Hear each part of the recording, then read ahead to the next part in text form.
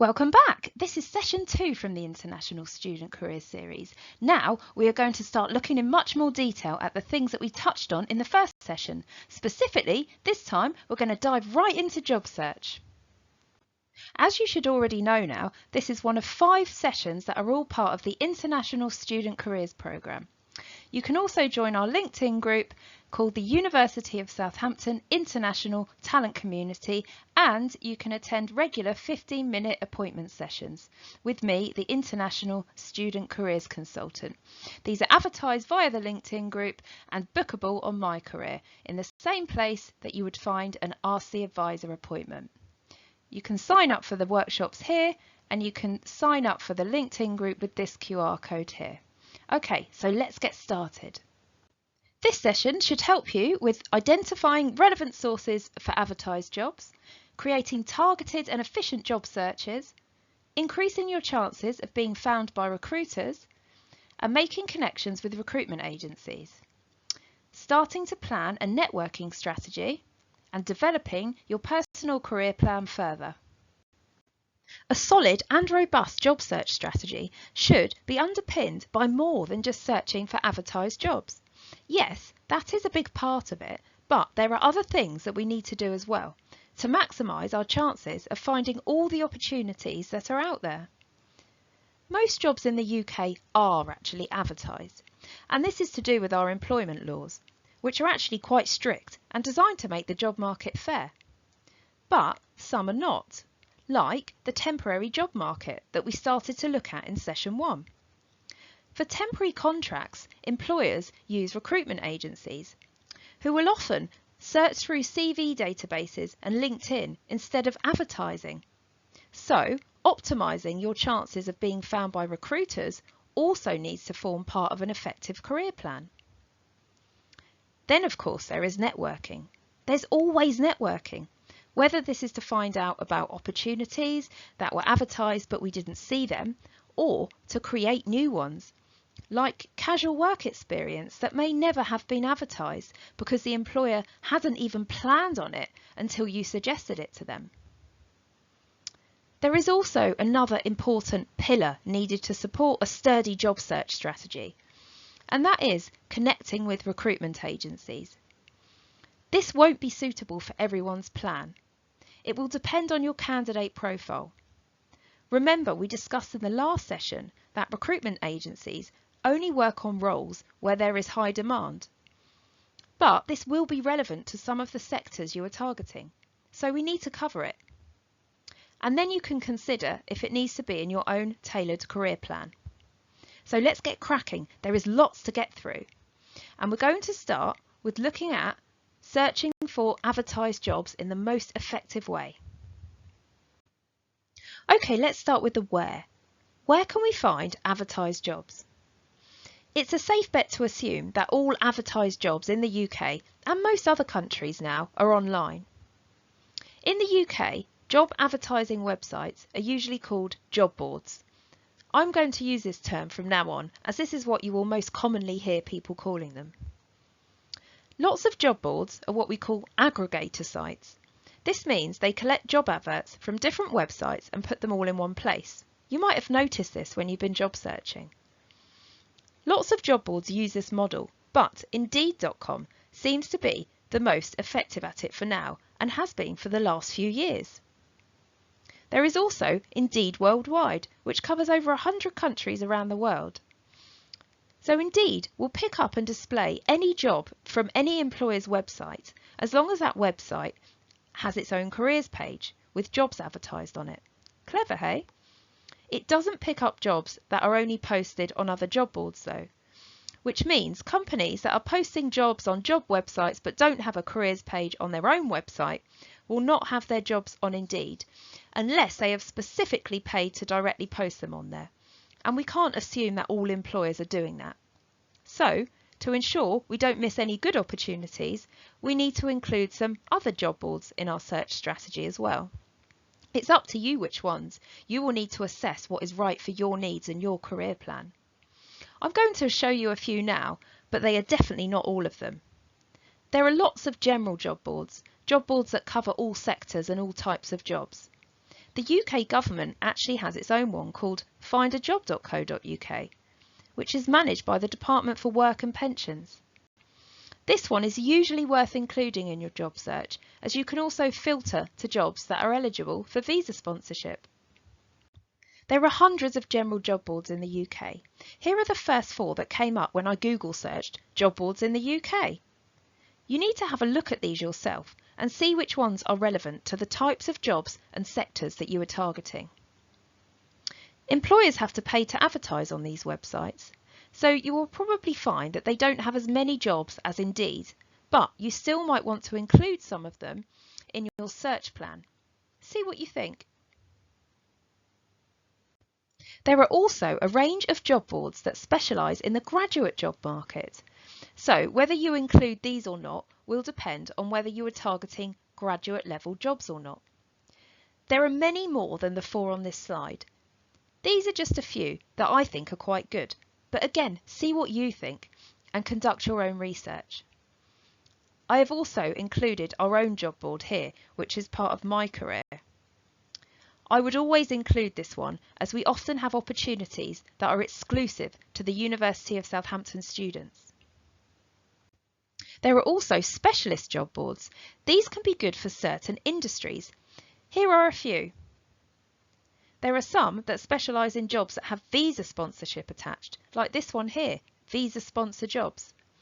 Unfortunately, none of these are completely reliable because the truth is, most employers don't state if they are considering sponsoring visas in job adverts, and sometimes they don't even plan to. It just happens. So we don't want to rely on only applying for jobs that say they will sponsor visas in the advert, as this may make us miss out on good opportunities. There are also job boards that specialise in all sectors, and some of them have a really targeted selection of jobs. Welcome to the Jungle, shown here, is quite a new job board. It specialises in tech startups in London and in the US. You can filter to jobs that will sponsor visas here again, but I am not sure how reliable this information actually is. TechnoJobs specialises in the tech industry, and I have included it because it has listings for temporary jobs, which we have already established is a useful market to look at while you are on a graduate visa. And JobServe is a very well established IT and technology focused job board that always lists high quality technical jobs. We could go on forever with job boards. If you just start a web search looking for job boards, you will see that there are hundreds, and I know you've likely already done this. Here's an action for you then. To add to your action plan mind map that we started in session 1, find your list of relevant job boards. It might only be 1 or 2, or it might be more than 10. This is all part of your labour market research. So pause this slide now and have a go. Okay, so now let's start to look at the how. How can we search for advertised jobs effectively and in a time efficient way, so we don't have to spend hours doing it each week, and more importantly, so that we are finding relevant jobs. Let's start at the beginning, and for this part of the session, while we are looking at how to search for jobs, I am going to use Indeed.com website. This is because it covers a majority of jobs advertised in the job market. Remember, we said if a job is advertised on a company website, that's any employer's website with a careers page, then Indeed will pick it up. This means it is not only a great place to job search for opportunities, but also for labour market research, to find out what jobs exist before we start applying. So stop and think for a minute. When you search for jobs, what do you put into the search bar? Have you been putting job titles like this? Let's use the job title consultant as an example, because we know this is a job that many of our graduates are interested in. When you put the word consultant into the search bar of Indeed and set the location as UK-wide, you get over 33,000 results. This is way too many to read, and the majority will not be suitable for you to apply for, either in the wrong sector or skill set or with the wrong level of experience. You'd soon get overwhelmed reading through this list and probably want to give up. I know I did. So today we are going to cover a widely used technique for searching databases, such as those containing lots of jobs that are within job boards. This is called Boolean searching. Online job boards don't operate in the same way as search engines like Google do. Google recognises what's called natural language searching, where you can pretty much type in exactly what you want to find. With databases, such as online job boards, you need to tell them in a much more specific way exactly what to search for. And for this, we can use what are called Boolean search operators. These are a set of instructions that you use in between your keywords, so the database knows exactly what to search for. You may already be aware of these search operators. You might recognise the ones on this slide.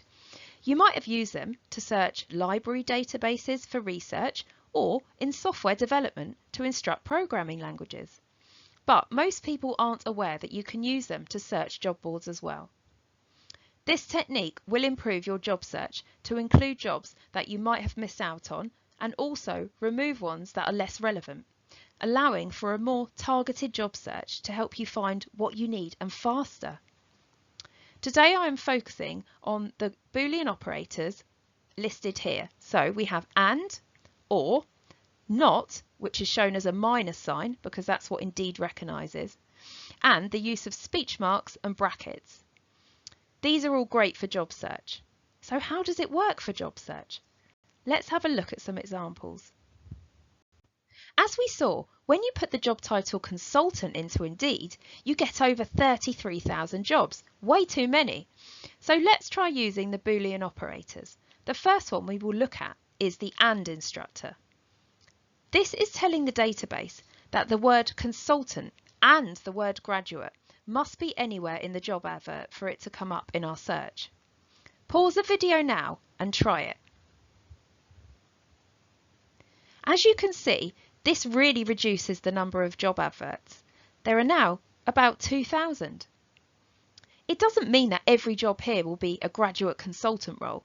It just means these two words will be somewhere in the advert, which makes it much more likely that each job ad will be more relevant to someone looking for a graduate level consultancy role. Okay, so let's look at the next operator now. So the AND operator tells the database to include both the words that are listed, while the OR operator tells it to give us one or the other. Try this. Type the word consultant into the search bar, then OR in capital letters, then the word consultancy. This is telling the database that we want adverts that have either the word consultant or the word consultancy in them. It doesn't need to be both words. This increases the number of results because it has increased the search parameters. Searching for variations on words like this is useful because we don't know exactly how an employer is going to describe a job title. They could say something like specialist consultant or consultancy specialist. This way we capture the job however they have worded it. You can list as many words as you want with the OR operators in between them, but if you want to then use another operator, you must put the list of OR words in brackets, like with this example. So now try this. Close the brackets around consultant or consultancy, then write the AND operator and then the word graduate. Pause the video now and try it.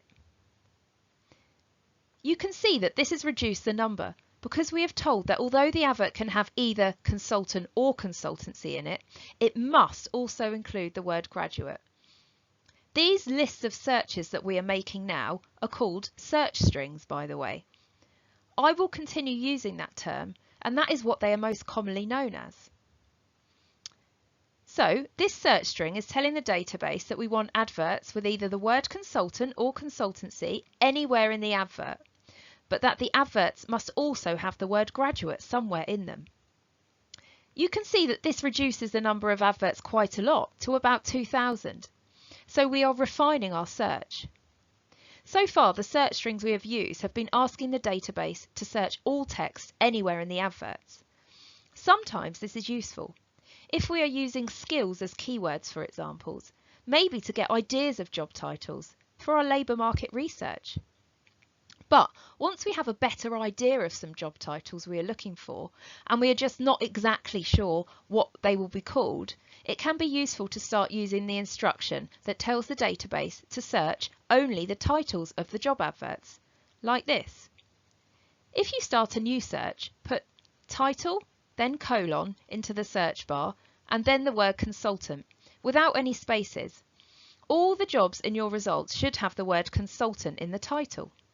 When I searched, there were around 10,000 jobs, but don't forget these numbers will change day to day, depending on how many jobs are advertised. 10,000 is too big to read through, and not all of these jobs will be relevant, so you would need to refine this search further. You can do this by telling the database to remove words. Some databases accept an operator, which is the word not in capital letters, but Indeed prefers a minus sign, like this.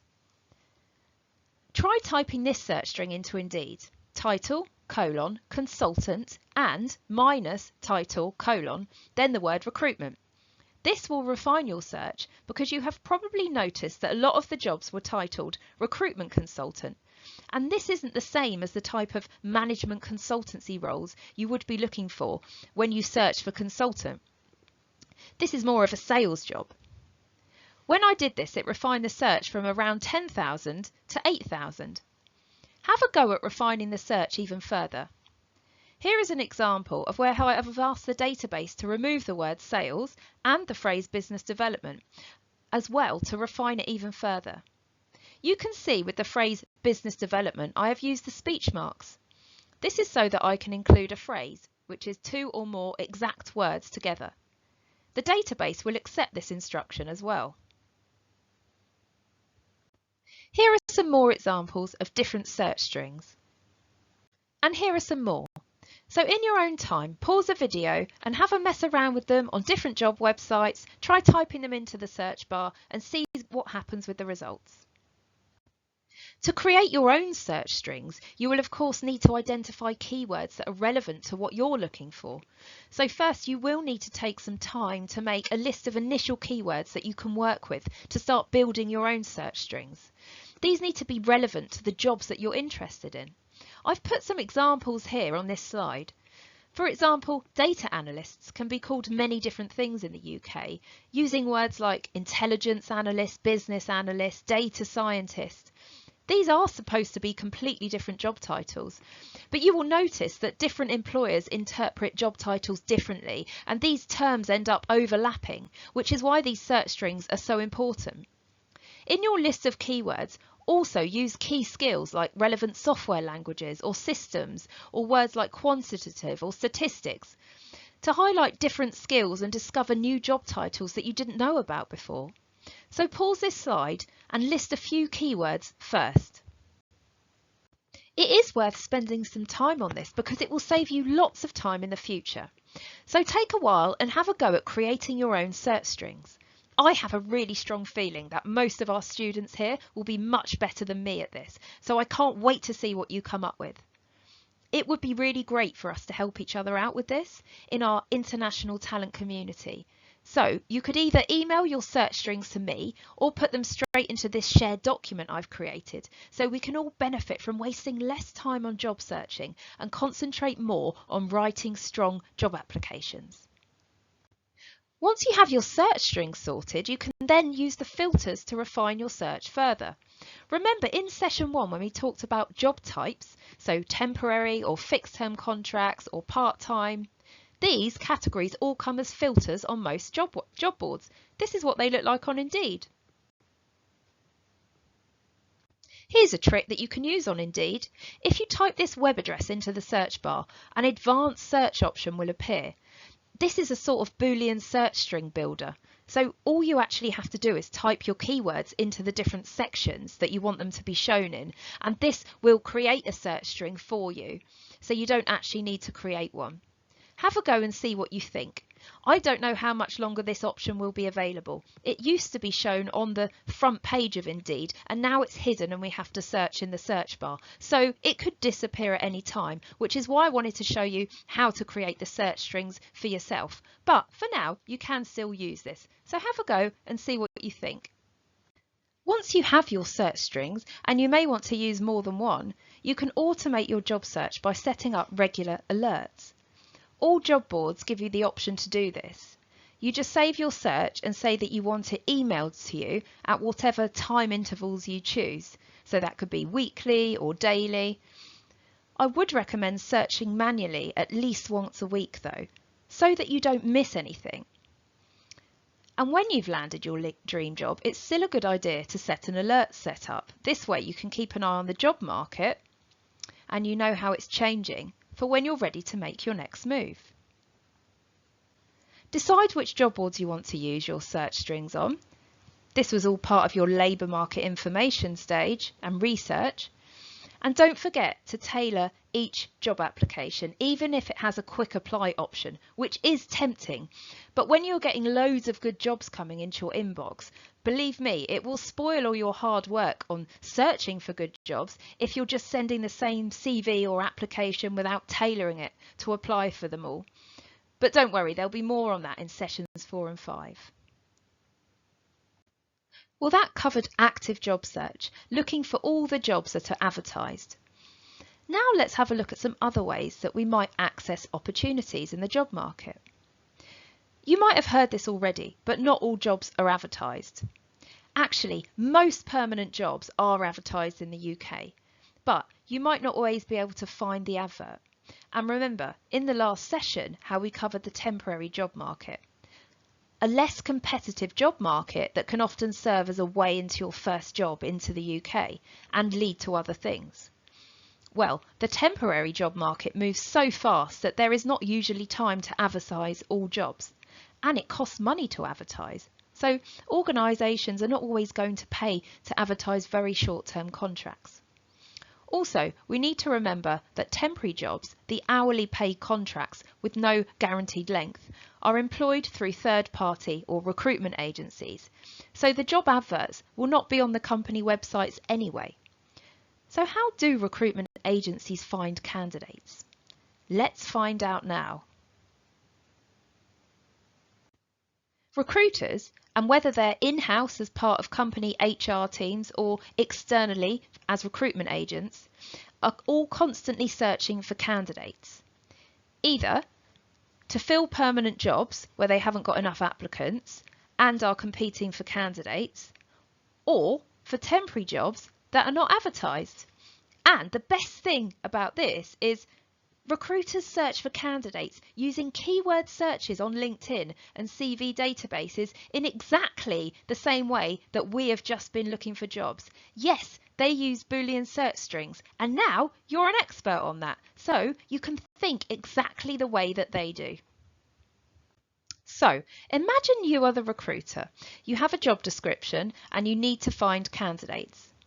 You will be searching LinkedIn and also CV databases.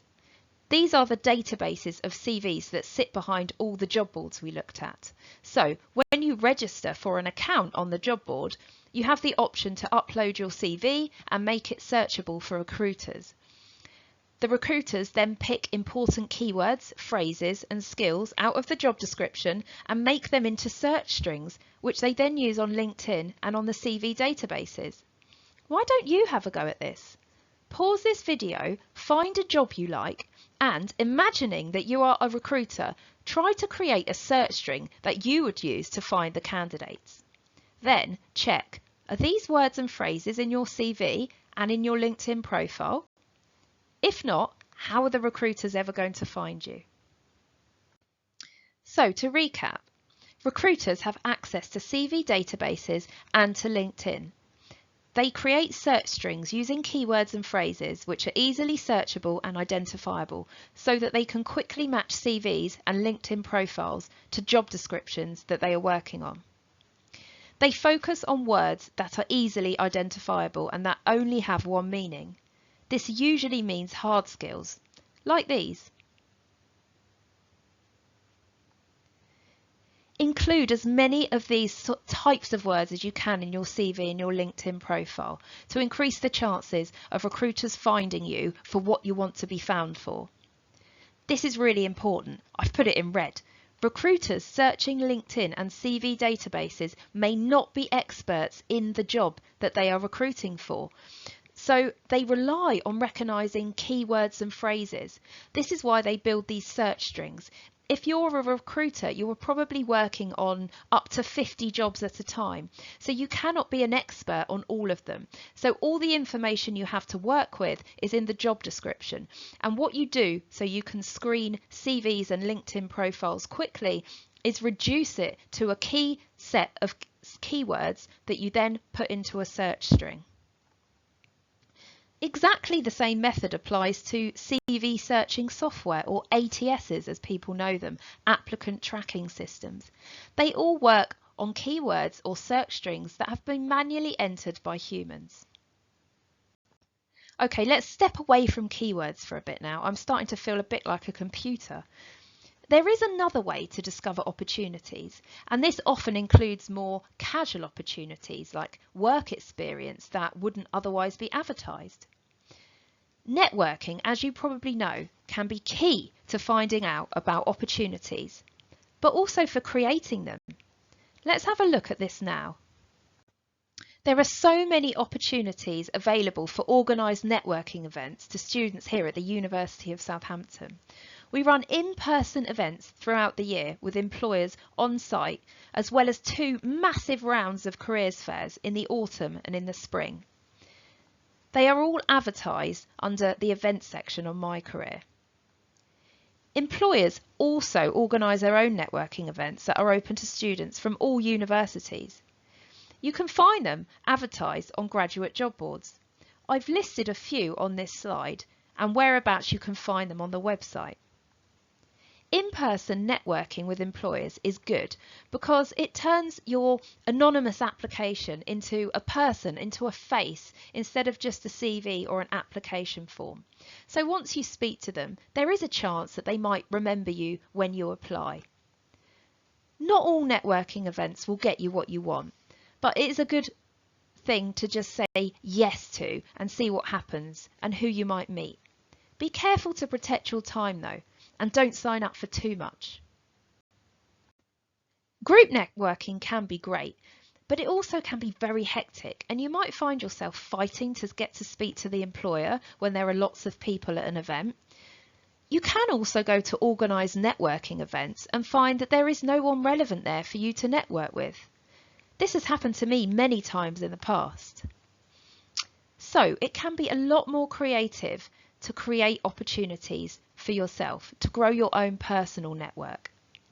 LinkedIn is now and has been for many years the most powerful tool we have for personal networking. It is a massive database that can be used to research your network first before you make contact with people. This can result in much more time-effective way of networking. We look at networking in a much more detail on LinkedIn in the next session, but if you want to get started now, I would start by researching who you want to contact. Try and find people who might be interested in your skills and your experience. They are the ones that want to speak to you. Then just make a few contacts. You can start by asking for advice or even for some shadowing experience. So see how it goes, and we will pick this up again in session 3. What are the rules? What's the etiquette, you might be asking? Anything goes really, just always be polite. Just contact people. Have a clear reason for your approach. Know what you want. But think about what's in it for them too. Remember, the recruitment process is a sales process and you are the product. And most of all, keep a record of your communications.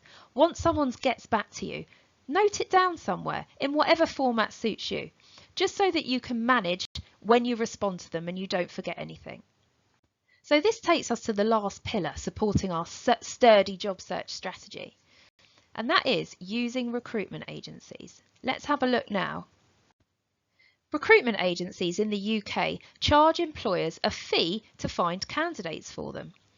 The employer will pay the agency either if they haven't got time to resource or screen a high volume of candidates themselves, or if they are looking for very hard to find skills that they cannot find. Recruitment agencies should always be free to candidates in the UK. That's you. You should be not charged any money. They can have access to jobs that aren't advertised, and this can take the work out of the job search for you. You need to manage the relationship with a recruitment agency if you work with them. Be clear about what you want. Don't let them push you into taking a role that you are not happy with. It's worth including them in your job search strategy to maximise your chances of success. So how can you make contact with recruitment agencies to get onto their books? Well, there are a few ways. By being found by them, which is what we've just looked at earlier. So you would do this by optimising your LinkedIn profile with relevant keywords and then adding your CV to job board databases. This doesn't guarantee that they will find you, as we know. It depends on your candidate profile and if the agencies have jobs that will fit this. Another way to get on the books of recruitment agencies is by applying for jobs that they are advertising on either general job boards or on their own websites. You can also connect with them on LinkedIn. Recruiters are on LinkedIn all day, every day, so it's a great place to get hold of them. One of the filters on Indeed is posted by, and you can choose staffing agency, which is just the American way of saying recruitment agency. This is a useful filter because it will help you find which recruitment agencies advertise the jobs that you are interested in, so you know which ones to connect with. Because there are thousands of recruitment agencies in the UK, and if you just do a web search, there is no way of knowing which roles they specialise in just from their names alone. If you apply to jobs that are advertised by recruitment agencies, then they will contact you if they think you are suitable for that job or for any other jobs that they have. And once you are registered with them, they will work with you to find you a job, as it is in their interest to place you because then they will get a fee from the employer. Just remember, recruitment agencies will only work with candidates they think they can place, and this is usually those who have the skills and experience which is in demand with the clients that they work with. So recruitment agencies won't be the solution for everyone. It is just one of the things we need to consider when building a strong job search strategy. Right, that's definitely enough information for one session. Don't worry, you can watch this session as many times as you need, and please do try to do the exercises. There is a lot of work in here, but there's a lot to be done. Okay, so let's go back to our career plans then. Here is an example of how you might update your career plan mind map to incorporate what you have learned in this session. So here, when I've completed a theme, like I like to delete all of the single actions that were attached to it and then make it a different colour. You can see here I have coloured graduate job market research purple because I've completed the 2 actions it had attached to it, which were watching the eCareers grad module on targeting the right employer and reading the High Flyers report. This way your mind map won't get too big on one page. Of course, this is just how I would do it. Mind maps are supposed to be working in harmony with your own way of organising your thoughts. And of course, we're all different, so we will all have different looking plans. I just wanted to demonstrate how you could do it. I'd quite like to see some of your mind maps. If you decide to use them, email them over to me so I can have a look. It would be great to see the different ones that you've come up with. And if you've got time, here are some more resources on what we have covered today. And that's it for this session. I hope you found it useful, and I look forward to seeing you in some of the live workshops if you can make it. If not, the rest are all recorded in the same place that you found this one. Thanks for listening. See you next time for a session on getting the most out of LinkedIn.